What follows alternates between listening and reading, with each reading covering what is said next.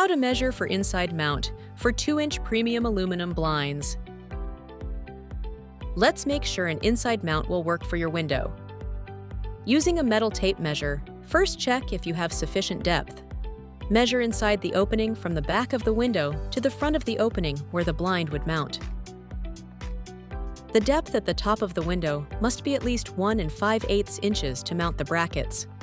To have a flush mount, meaning the blind is fully recessed in the window opening, the depth must be at least 2 3/4 inches.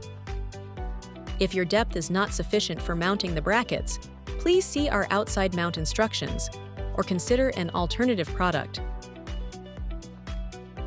Let's start with the width. Measure inside of the window opening from left to right to the nearest 1/8 inch at 3 places. At the top of the opening, the middle of the opening, and then the bottom of the opening. Write down all 3 measurements and circle the narrowest. If rounding is necessary, round down to the nearest 1/8 inch. This is your ordering width. Now, let's do the height.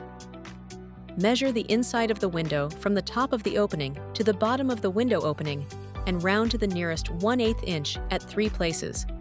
On the left-hand side, the middle, and on the right-hand side. Write down all 3 measurements and circle the tallest.